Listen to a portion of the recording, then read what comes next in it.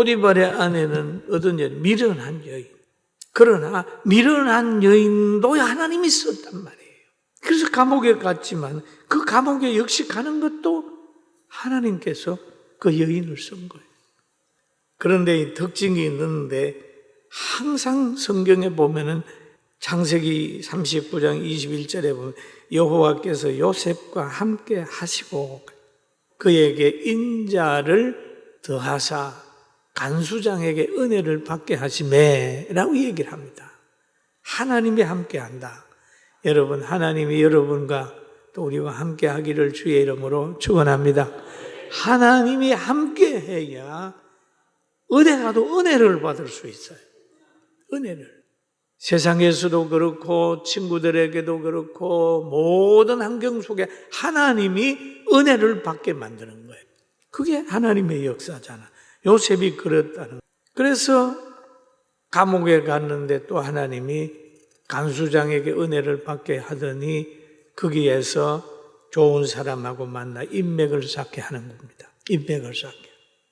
그럴 때 하나님께서 바로에게 꿈을 줘가지고 요셉을 필요로 하도록 만들었습니다.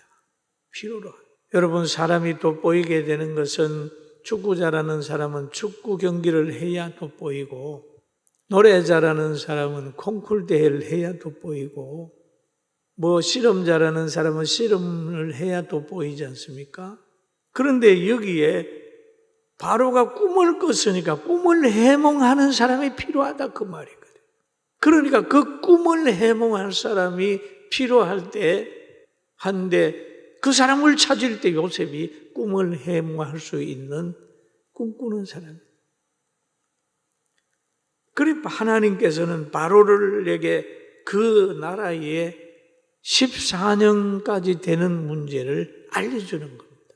7년은 풍년이라고 하는 걸 꿈을 꾸면서 비유로 꿈을 꾸게 하니까 이걸 해몽을 해야 되는데 아무도 못했어요. 꿈 해석을 못하는 거. 그래 고민할 때에 요셉을 아는 술맛한 가는 장이 왕에게 청구합니다. 내가 감옥에 있을 때에 내가 꿈꾼 것을 해석한 그 요셉이라는 사람이 있습니다. 히브리 사람인데요. 그래 왕이 데려와봐 했더니 요셉이 다 얘기를 왕이여 7년은 풍년이 옵니다. 그 후에는 흉년이 와서 풍년을 기억하지 않을 정도로 고통이 올 겁니다 라고 얘기를 하니까 바로가 그럼 너가 이걸 관리해. 그래가지고 33세에 꼬마 애굽의 총리가 돼가지고 그 풍년 관리를 하는 거예요. 한번 따라 풍년 관리를 잘해야 흉년 관리를 할 수 있다. 예, 그렇습니다. 풍년이 들었을 때에 곡식을 쌓을 곳이 없도록 바다에 모래같이 심이 많이 사졌어요. 예? 나라에서 다 수매한 거예요. 다 사가지고 나라에서 다 샀어요. 예? 여러분, 우리가 이 지혜를 가지면 사랑도 있을 때 사랑을 유지해야 됩니다. 건강도 있을 때 관리하라. 사랑도 마찬가지입니다. 당연히 하지 말고 사랑하는 사람이 있으면 사랑이 끝날 수도 있으니까 관리. 건강도 마찬가지, 행복도 마찬가지, 물질도 마찬가지입니다. 항상 풍성하지 않아요. 있을 때 잘 관리해야 돼요. 오늘 요셉이 그렇게 됐어요. 그 준비된 곡식을 다 열어가지고 백성들에게 이제 파는 겁니다. 파는 거예요. 그래 애굽 사람들이 살게 되는 거예요. 준비 안 했으면 다 굶어 죽는 거예요. 그런데 이 흉년이 어디에 왔나요? 야곱이 있는 그곳에도 흉년이 와버렸어요.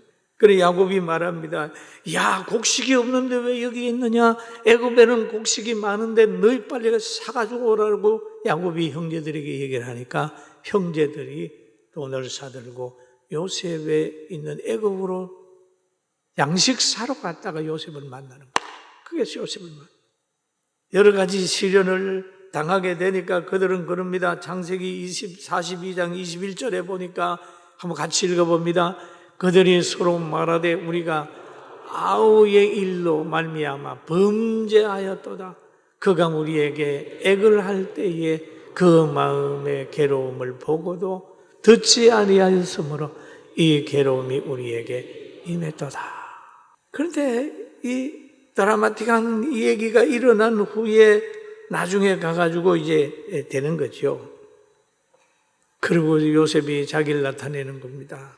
형제를 만나서 막 정을 나누면서 우는 거예요. 목을 안고 우는 거예요. 그러면서 형제들을 위로하잖아요. 형님들, 나를 이곳에 팔았다고 염려하지 마세요. 하나님이 하셨습니다. 그렇게 하나님이 하셨습니다. 근심하지 마세요. 그러면서 나를 당신들보다 먼저 여기에 보냈다라는 얘기를 하면서 하나님이 큰 구원으로 당신들의 생명을 보존하고 당신들의 후손들을 세상에서 두시려고 나를 여기에 보냈다. 참, 여기에서 이걸 보면 놀랍습니다. 여기에 애굽의 총리 만들려고 보냈다 그 얘기가 아니라 여기에 보낸 것은 당신들의 후손들을 보호하기 위하여 나를 여기에 보냈다 라는 얘기거든요. 사랑하는 성도 여러분, 우리들을 축복하시고 우리에게 건강 주시고 우리에게 좋은 환경 주실 때 왜 하나님이 주신가 하는 걸 알아야 되거든요. 늘 저는 시간이 있을 때 이렇게 건강을 줄 때 보면 왜? 라는 생각을 합니다. 왜 하나님이? 그럼 보면 내가 돌보아야 될 사람, 내가 해야 될 일들이 생각나요. 한 걸음 한 걸음 걸어갑니다.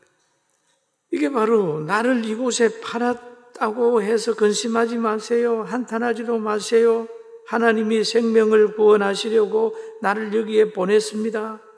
사람과 환경을 초월하여 살아가는 지혜는 모든 것이 하나님의 예정에 허락한 줄 알아야 이길 수 있어요. 사람의 잘못으로 보면 밉습니다. 사람이 미워요. 그러나 하나님이 사용하셨다고 생각이 들면은 오히려 악하게 사용된 사람을 보면서 불쌍합니다. 악하게 사용한 것은 벌을 받게 돼요. 여러분이 선하게만 사용됩시다. 아멘. 악하게 사용되는 사람이 있어요.